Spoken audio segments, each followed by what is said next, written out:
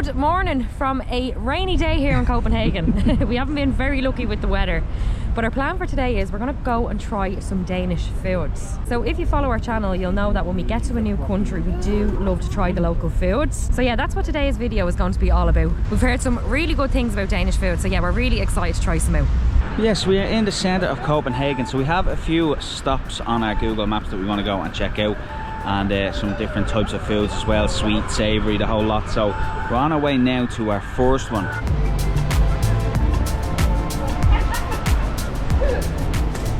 So we're going to start off with some pastries, and we're at a place here. It's called St. Peter's Bakery, and we read some really good reviews on it online that like it's supposedly you can get the best pastries in Copenhagen. Now we're only standing outside the window here and I can smell the cinnamon through it. We haven't decided which one we want to get. If we're being honest, we'd love to try them all. They all look amazing. There is one particular that's quite famous, I guess you'd say, in Copenhagen. It's called, the English translation is snail bread. So yeah, we're gonna go and maybe start with that and we'll see how we go.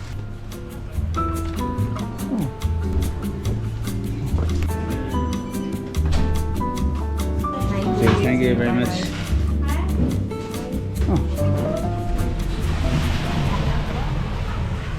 So first food of the day from St. Peter's Bakery, and I'm just looking here as well, founded in 1652. Ooh, so it's quite old.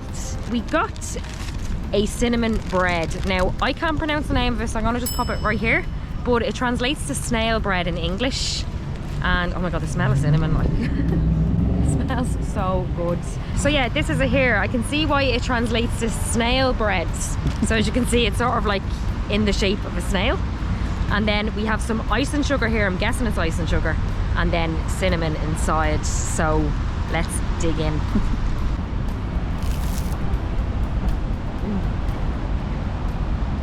Oh my god.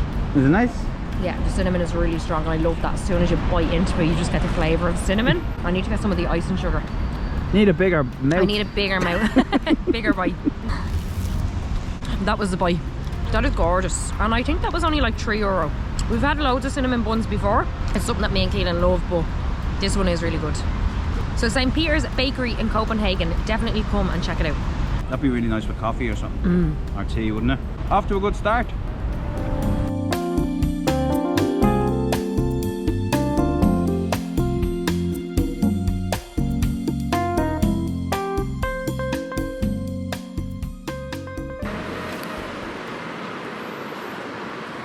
Right, so next up on our DIY food tour, we're at a place called Tivoli Food Hall. So supposedly they have loads of different types of food. So we're looking for one in particular, so we're hoping they have it in here.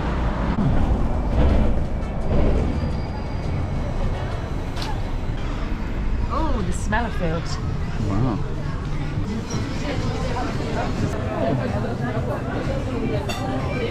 Right, so our next food, I'm very excited for this one. It's called Smørrebrød. Now I'm probably pronouncing that so wrong, but I'll put it here. But supposedly it's like the unofficial national dish of Denmark. It's hugely popular. And we've actually seen them on every menu. So let me explain what it is. It's an open sandwich. So there's just one piece of bread and it's a rye bread, a thin slice at the bottom. And I got the Danish meatball one. So I think that's like the traditional one to get. So the Danish meatball, I'm after asking the lady in there who served me, is beef and pork, a mixture of both. It's also served cold. I thought it would have been hot, but no, it's cold. And then the toppings that we have are, there's like a potato salad. We have some freshly chopped red onion. We have some chives, and then we also have some coriander. So yeah, I'm sure it's going to be a burst of flavours. Time to dig in. It smells amazing. I was wondering what way you'd eat it. Like, do you eat it with your hands? But they give you a knife and fork, so I presume you slice it up. I think it'd be very sloppy if I went to just eat it like that, because it is quite a mountain. So yeah, I have a little bit of bread. I have a little bit of everything. There's the meatballs, and then all the salads.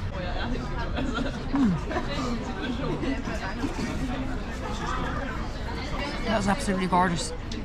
surprisingly very tasty for cold meat on a sambo. But no, it's really, really lovely. The Danish meatballs are gorgeous. But do you know what really makes it? I have to say, it's the salad on the top. This salad, I'm guessing it's potato salad. It's so creamy and it's full of flavour. I can just taste the onions, the chives, the coriander, just a burst of them all together. It's actually a funny one because, I mean, yeah, the way we'd have a sandwich at home would be like 2 slices of bread, so there's a lot of bread flavour, where you can just get the right amount of bread flavour, which is sort of strange, but it's lovely. I think it's being overpowered by the rest of it because there's so much going on in it. Yeah, my type of food. So prices, it was 75 krona, so that's about €10. It's quite filling. I mean, I've only taken like 2 bites out of it, but the meat is quite chunky. Yeah, it looks like so it's it is small. quite filling. That's the thing, it looks like it's small because it doesn't take up a lot of your plate. Like, yeah, it looks but like it's tall. It looks quite small, but that's what I'm saying, it's a mountain. It's quite a stack. And there's 2 big chunks of meat on it as well. So yeah, it's quite filling. I think this is going to be my new way to have a sandwich at home. I'm not the biggest fan of bread, and this is perfect. And again, just it makes you taste more flavours, I think, and it's not overkilled by bread. You can also get them with like loads of different toppings. I just went for this one just because I think it's the traditional one, the Danish meatballs, but I've seen some in there with like salmon and loads of other toppings, like, so there's quite a variety of them that you can get. But yeah, I think I went for the right one.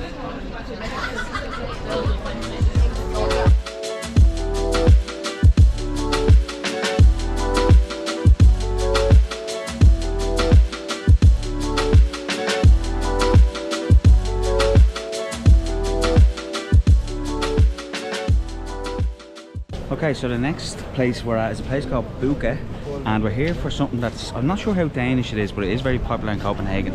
It's a pistachio croissant. So yeah, they sell them here. This is supposed to be the best place to get them in town, so we thought we'd go and check it out. Also, it's quite popular. Look at the kiosks. It must be good.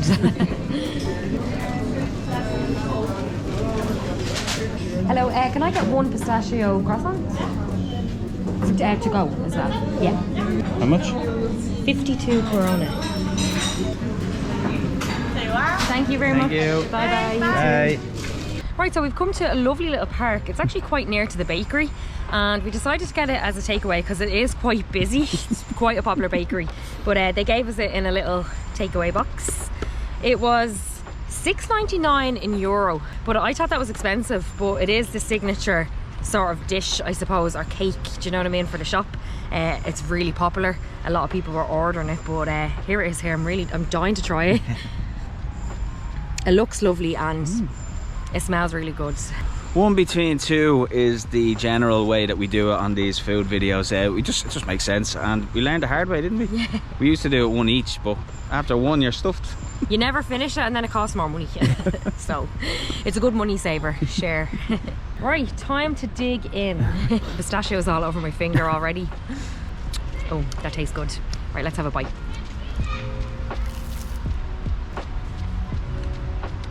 That is really, really good. The croissant is proper crispy, exactly the way I love them. And then the pistachio on the inside, it's really like a thick cream. So the textures just go really, really well together. And there's like a few little sort of pistachio bits then on the outer layer of the croissant as well. It's really luscious. I guess it's going to be really filling, so I'm glad that we did get it between us. It's quite big. Look at the size of it. That's gorgeous. I'm trying to get more into the middle of it to get a good bite of the pistachio. But as you can see, look how thick it is. Oh yes. I can see why they're so popular. Like almost everyone in the queue in that shop was ordering these. They did sell a few different types of cakes, but like this seemed to be the one. That is beautiful. I love pistachio. It's one of my favourite flavours. It's really flaky, the pastry, and then as Samantha said, the combination between the croissant and then the cream is just, yeah. That's a recommendation from us, 100%. Thumbs up. Is it in my beard? No.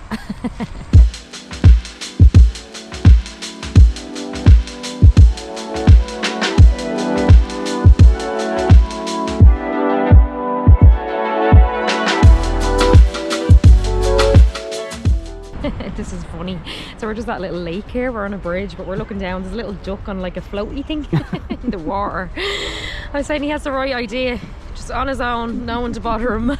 Just chilling there.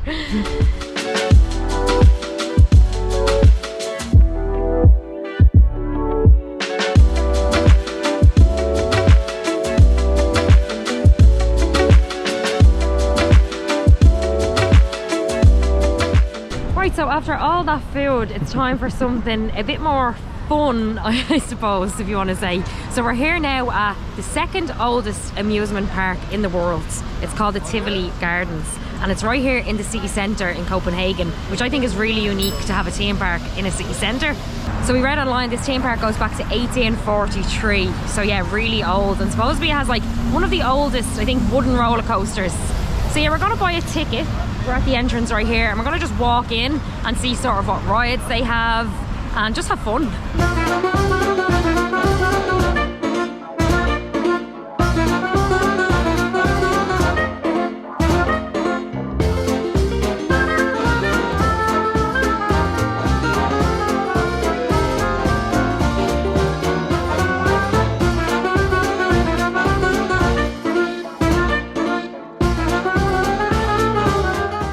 Okay, this place is really cool. We're having a little walk around. There's gorgeous flowers all over the place. We're also seeing some cherry blossom trees, which is interesting because I didn't know that Denmark had cherry blossom trees. We went all the way to Japan and we didn't get to see them.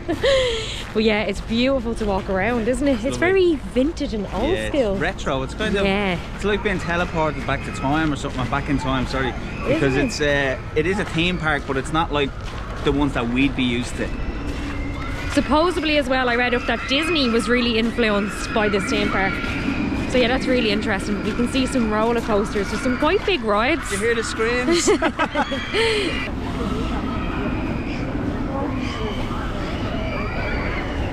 This seems to be the big one here. Judging by the screams. Are you ready for it? It's so funny because since we've been in Copenhagen, we've been kind of walking on the outsides of this, and the first time we walked by, we could just hear these people screaming, and we were like, what the hell is that? But then you see the roller coasters and the big swings and stuff from the outside, and you know exactly that it's a theme park. But yeah, it's the screams. Yeah, it's really cool. I said it already, but that it's like in the centre of Copenhagen.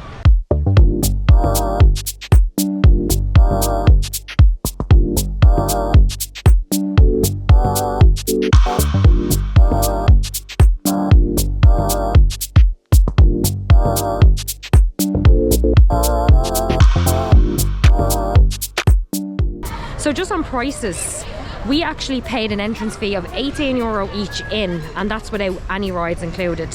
So just we can walk around, and then if we want to add on, we can add on an unlimited ride pass, and that works out as an extra €40. So in total it's like €58, which isn't actually so bad for a theme park, and you can ride anything unlimited as many times as you want. Or if you weren't really into the rides and there's only one or two that you want to get on, you can just pay individually onto them. So it's great the way they give you that sort of option.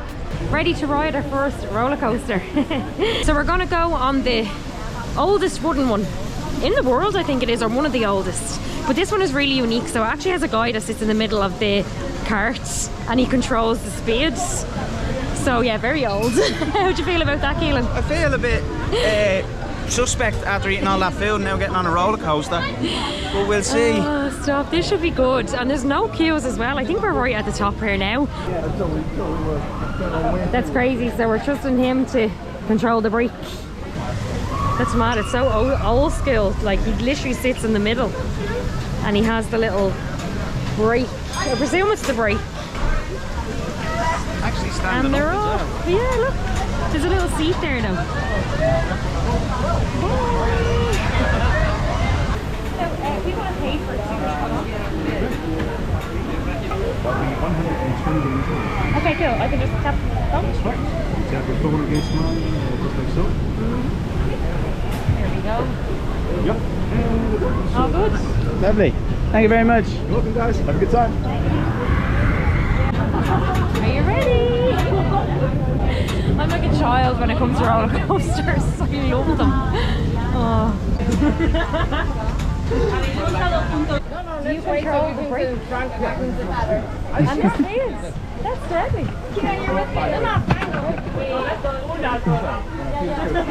That's my umbrella. And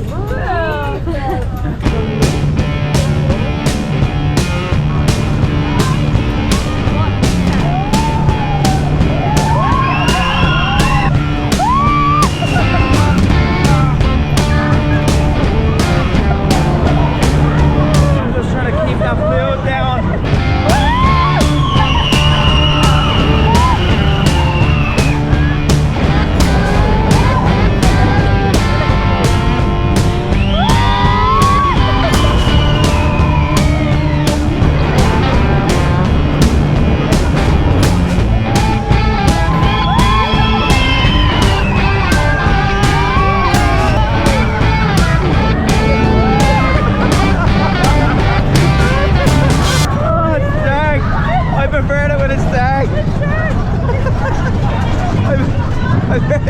But I can't see what's happening.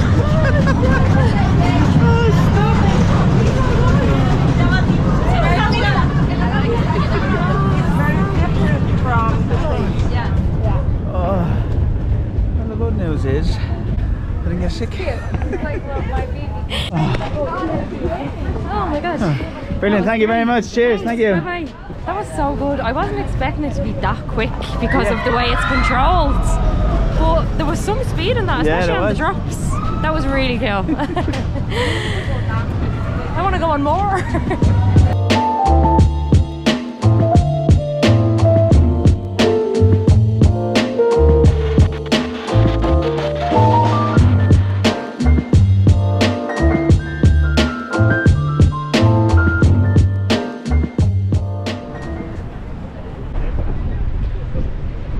Okay, so after the roller coaster, it was definitely time for a beer. We've come to a bodega, I think is how you say it, which is a traditional Danish pub.